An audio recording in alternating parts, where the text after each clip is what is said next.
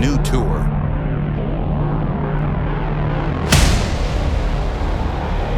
New energy. The best riders in the country. All chasing one thing. Havasu.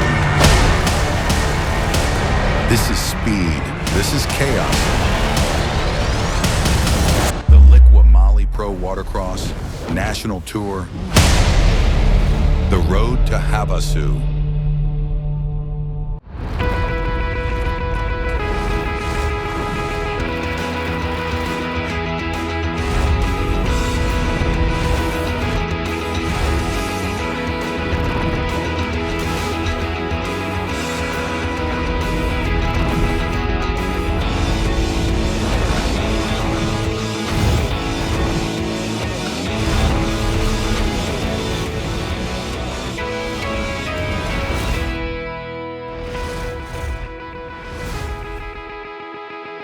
Welcome to Paris, Texas. We're here on the Liqui-Moly Pro Watercross National Tour, Road to Havasu.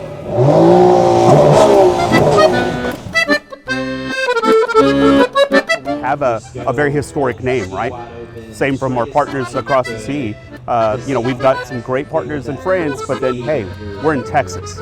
We're in the United States, right? So this is our home. So we're gonna put a little Texas twist, a US twist to the Eiffel Tower. So Texas still has that spark. You can see it here in Lake Crook at Paris, Texas. But Pro Watercross makes that happen. We're excited to see that spark even grow brighter as Pro Watercross here in Paris, Texas grows. First experience with Pro Watercross as far as racing. It was a great experience. The track was awesome. The people are nice here. Friendliest people you'd ever want to see. But it's just a great place. I love this venue. Bobby and Dave, tell us what happened at the previous rounds and what to expect here at round 4.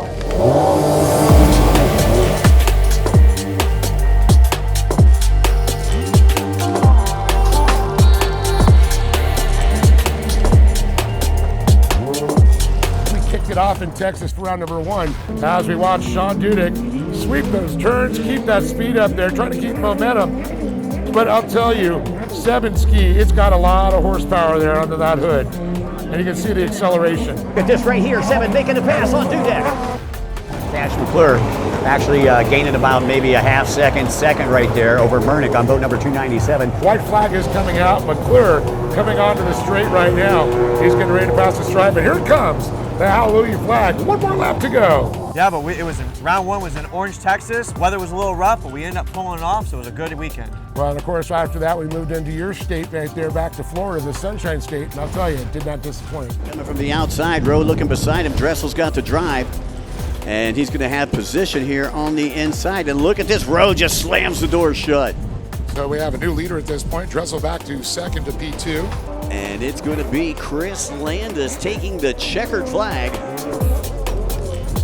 Sebring, Florida was beautiful, great racing. Ski GP was on point. Then we moved all the way to the West Coast to Lake Havasu City, the PWC capital of the world, and it did not disappoint. Again, Poper will be on the inside, Richie will be on the outside, and look at Poper. Here comes Poper, drag race down the front straightaway. And it's going to be Richie with the drive side by side. Oh, and it looked like Poper. Definitely, man. We had a huge number, one of the largest number turnouts. Racing was great. We can't beat that. We got to make sure to stick around to watch all the action here from Paris, Texas. Up next, runabout 1100 stock. The Liqui-Moly Pro Watercross National Tour, The Road to Havasu on CBS Sports Network is sponsored by Liqui-Moly. For the drivers. By SureCan. Finally a gas can that works. No tipping, no spilling, no mess. By Jet Tribe. Premium PWC riding gear since 1996. And by Paris, Texas. Visit Paris, Texas.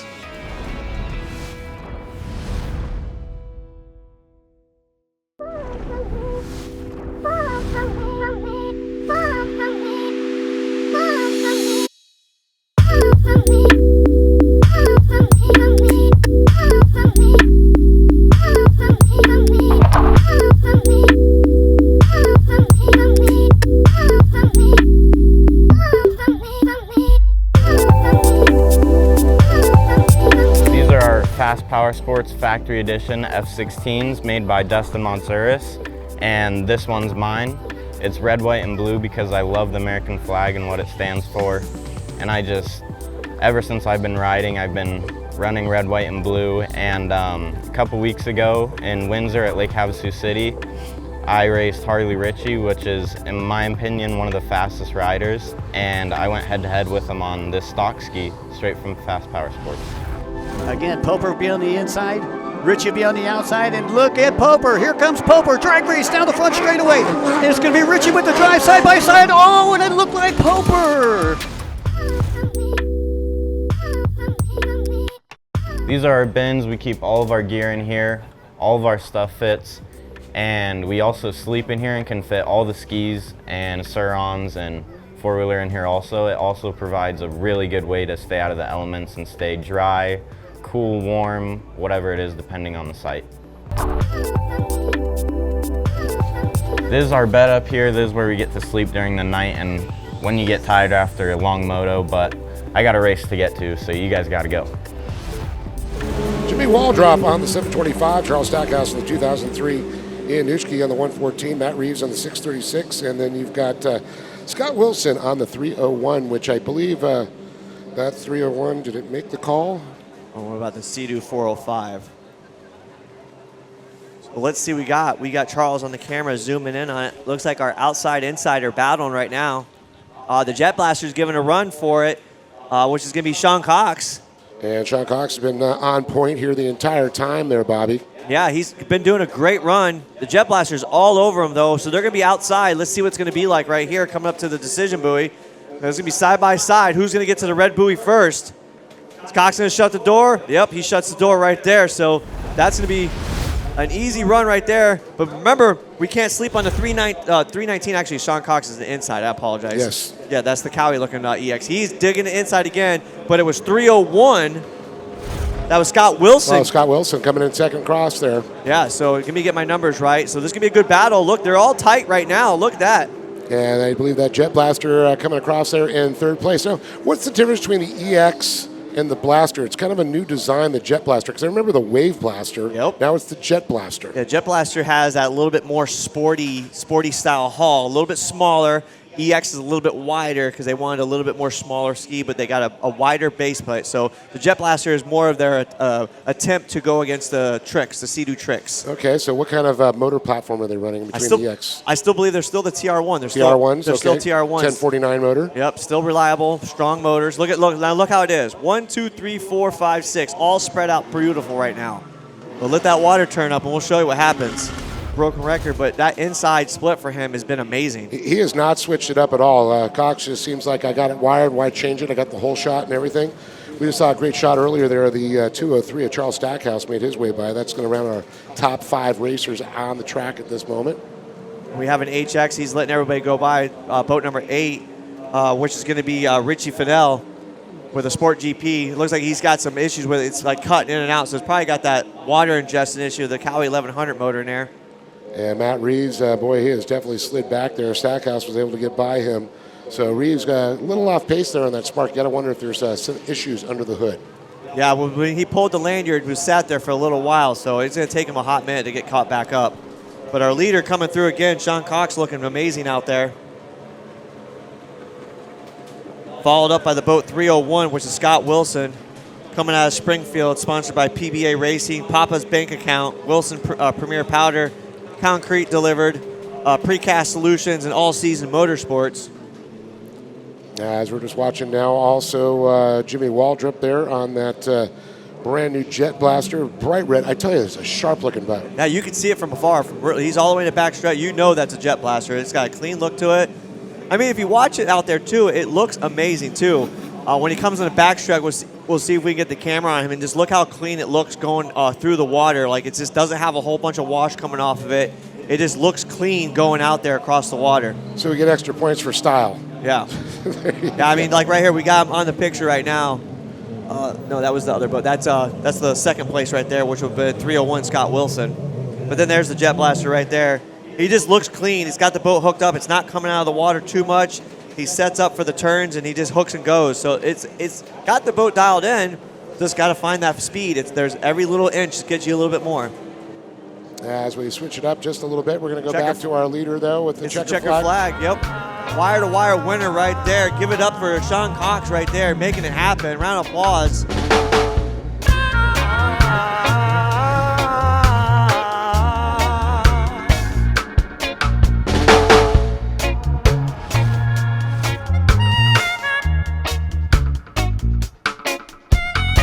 So Pro Watercross, Paris, Texas, we had a blast. Went start to finish, first place. I want to thank All Seasons Motorsports for building my ski and doing my tuning. Stick around, more racing when we get back. This is the Liquid Molly Pro Watercross National Tour, Road to Havasu.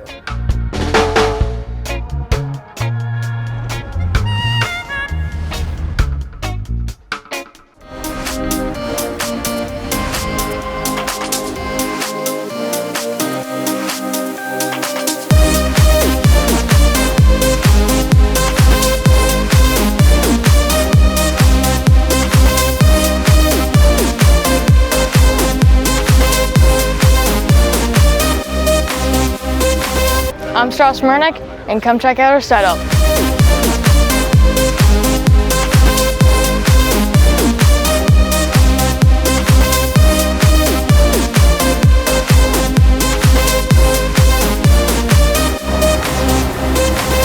This is Pawpaw's station. He's cooking a bit of bacon right now. If you ever see this thing off, it's probably broken.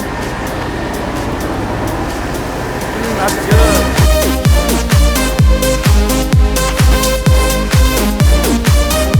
This is called Little Racing's trailer. This is where our gear is, where we get ready, stretch, warm up.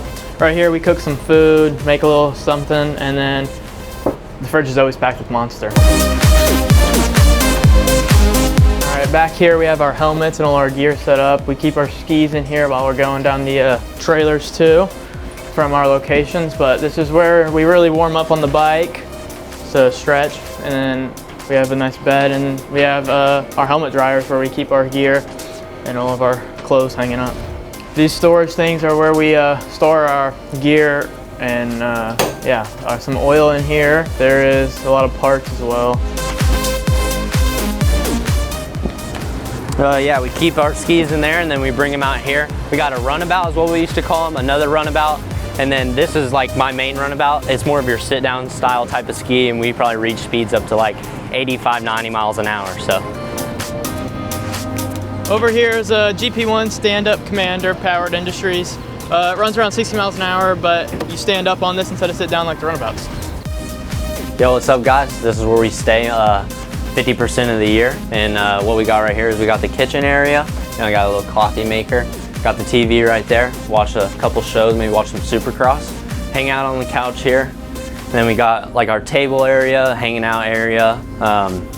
Nothing too crazy, but this is where I sleep. And then right next to where I sleep is the fridge, and you know what we got in the fridge. Hey guys, we loved having you here at the Colo Racing Team and sponsored by Monster Energy. Come watch us race. We'll be at every pro watercross event across the country. We gotta go, we got loads to catch. You guys gotta get out of here. Well, they're going 70 plus miles an hour out there, and these buoys come very fast. And House with a good jump on the inside. On the outside, it's going to be Codwell. We'll find out who's going to get the Fuel One Solutions hole shot when they come around to come together with the two splits here. Looking through all that spray, I see the 239 boat with its chartreuse yellow rider on top of it, Barbie Cardone. So House to the inside here, the 23 machine, the 193 of Codwell, the Monster Energy rider. Perfect conditions right now, very smooth. A little bit of chop there, gives them the fastest speed. Approaching 70 miles an hour. As Codwell comes down, he's getting a Fuel One hole shot. It's Cooper Codwell. Followed in second place there by James House and the 239 of Bobby Caldwell. Then there's that 424 of Jay Nuge. Actually, we got Bobby Cardone in third, Ian Nuchke in that fourth position, followed by Marcha, Prokop, Stallhat, and looks like Sewell. Strauss Murnick, and I'm trying to see if Gavin Berglund did not see him make the call there. No, I believe something went went awry with his supercharger yesterday. And I think you're right on that one. Unfortunate for him. But right now, the story here is the man out front, the 193, Cooper Caldwell, on a beautiful day here in Paris, Texas. Blue skies are out. The sun is shining, and it's shining for Cooper Caldwell on the 193, the Monster Energy rider, Caldwell Custom Pools, and Caldwell Racing. And Riva Racing doing a little tune on that one. Getting a good view there in the split shot of the outside splits and the inside splits. Now we're going to notice Caldwell stuck to that outside split, and James House, who went off the inside on the start, now goes to the outside as Cardone goes in tow there. So everybody liking the Sure-Can outside split. Nobody's going to the SBT inside splits at this point. Stick around, more racing when we get back. The Liqui-Moly Pro Watercross National Tour, The Road to Havasu on CBS Sports Network is powered by Liqui-Moly. For the drivers, by Jet Tribe. Premium PWC riding gear since 1996. By Sure-Can. Finally a gas can that works. No tipping, no spilling, no mess. And by Lubbock, Texas, the Hub City.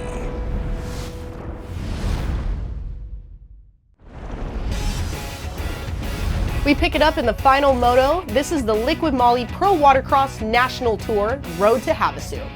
Making her float on the water a little bit better. Well, and most likely, to do repairs to them, it probably something you could do overnight and possibly salvage a weekend out of rather than taking it to a fiberglass shop on Monday, hoping you get it back before the next round. So just go out and get some plastic weld? Yeah. Yeah. Go. Well, one more time, the 193 is going to come by here, and I'm going to look at some times here. He's got a 106.764. Now, second place, James House. Last time around, he did a 109. We're waiting for him to come by again. You can see him on the top right-hand side of the track now as we track him on the cameras here. And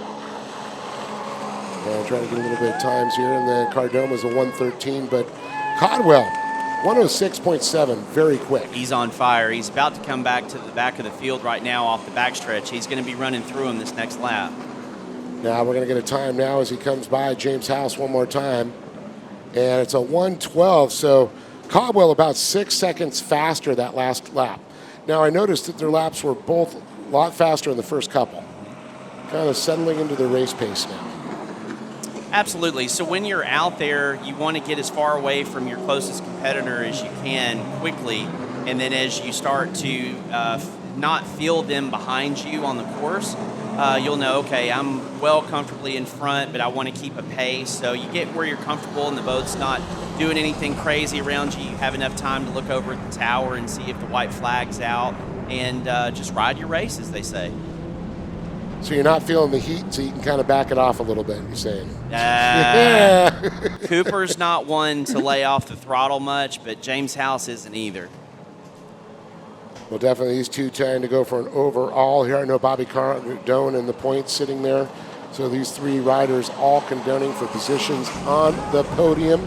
At the end of the day here, this is the final moto, and we will find out who's going to get the overall at the completion when that checkered flag comes out. And looking at the time, this was a 12-minute race plus one lap. We're now at 49 seconds. So we're going to see if Caldwell is going to come around, whether he's going to get the white flag or he's going to have to wait until that. So we're going to see. So I believe white flag will come out this next time by. Looking at Cooper right now, everybody's doing follow the leader on the outside, but I do believe with the space that he's got, the white flag will fly as well. Well, Caldwell's going to come by. The white flag will come out. One more lap to go for Cooper Caldwell, the young man out of Fort Worth, Texas. Now he looked over and saw it, and elbows are going up. I do believe he's going to try to get Nooch and Cardone here before the end of this one. Caldwell definitely setting a blistering pace out here today in that top position. James House doing really well, and Cooper very consistent on the time, so he did a 111.4 this last time by. So the last lap, we'll see what if he slows down a little bit or if he tries to push it to go after those boats in front of him. Looking at him on the backstretch right now, still see him pushing really, really hard and gaining that ground on the 424. Kind of want to see if he comes across that MasterCard buoy and takes the inside just once. Just to mix it up a little bit. I think the SBT buoys are looking a little lonely out there on the inside. I'm sure liking that Surecan set on the outside, though. Of course, the split's been very quick, very fast and flowing on the outside. Same time you're going to do on the inside, but a lot more negotiating you have to do through the buoys. So he's going to stick to the outside. Looking at the course right now on that inside split, like you're saying, much rougher in there as well. Well, the checker flag is going to come out for the 193 Monster Energy Caldwell Racing Rider Reaver Racing. It's Cooper Codwell takes the win.